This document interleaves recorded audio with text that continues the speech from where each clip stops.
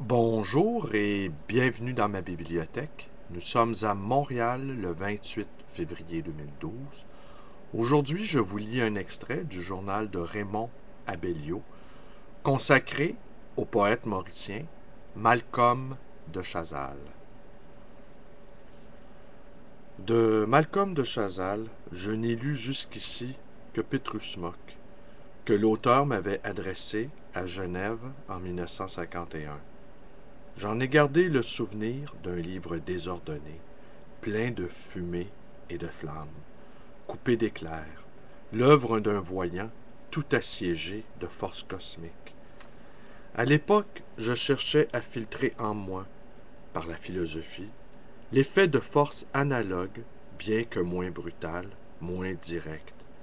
Car ce livre avait jailli tout droit, semble-t-il, d'une nature sauvage, plusieurs fois millénaire, celle d'une île tropicale émergeant d'un continent perdu, dont la vision seconde de l'auteur retrouvait les symboles taillés à même le roc. Aussi m'étais-je défendu contre lui. Sens plastique m'apporte aujourd'hui la même vision, mieux décantée, mise, pourrait-on dire, en système de pensée.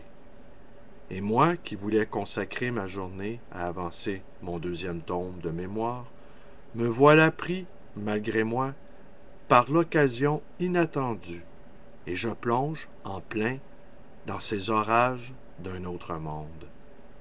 Dans ce livre, une postface intitulée Comment j'ai créé Sens plastique. Commençant sans vergogne par la fin, je la lis avec passion. Car tout ici repose sur la sensation, mais celle d'un voyant, capable d'universaliser d'emblée et, se saisissant d'une fleur, ou saisi par elle, d'entrer dans la fleur, d'être la fleur, et de l'entendre parler, et d'y faire graviter un univers de correspondance vécue.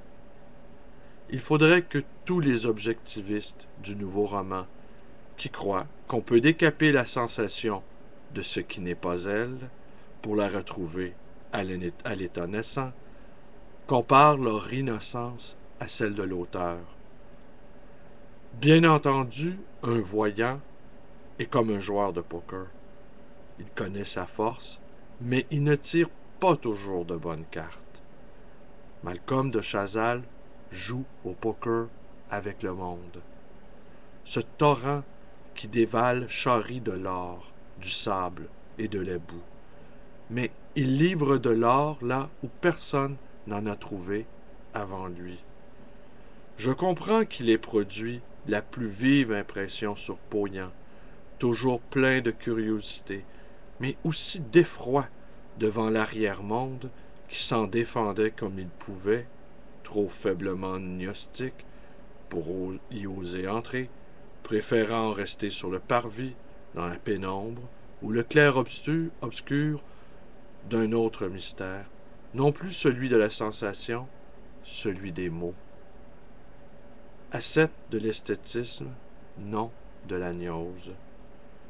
Je lis ensuite les entretiens avec Bernard Violet, tout vibrant de paranoïa prophétique, sans que mon plaisir soit gâté par l'orthographe d'une secrétaire qui me sert du thaumaturge, comme tomate, 2 fois par page.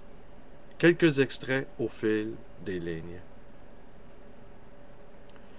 Je suis un être revenu aux origines. À mon sens, il est stupide de croire qu'on peut connaître l'homme si l'on ne connaît pas la fleur, que l'on peut connaître Dieu si l'on ne connaît pas le sens occulte de la pierre. La connaissance est indivisible, et cette connaissance a été perdue. Adieu le surréalisme qui exploite uniquement l'inconscient. La clé exacte de la vision retournée, je lus un jour dans le jardin botanique de Curpip, une des 4 cités mauriciennes.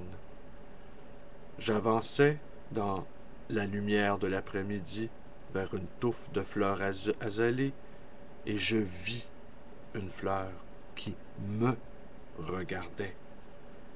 La fleur devenait subitement un être. La fleur devenait une fleur fée.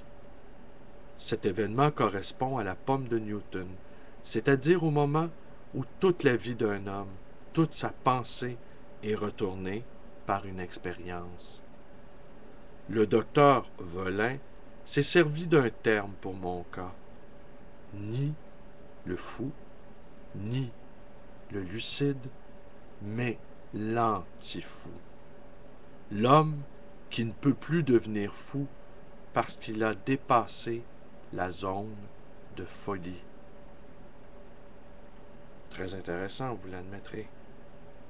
Il me rappelle mon ami Jean Carteret, génie inconnu des foules, dont la capacité de perception analogique est elle aussi confondante, et qui a passé toute sa vie, de crise en crise, à essayer de la structurer, de transformer cette puissance inouïe d'infusion et d'effusion, où le moi et le monde se vampirisent tour à tour, en maîtrise unifiée de transfiguration globale, au point qu'il n'a jamais pu écrire. Malcolm de Chazal continue.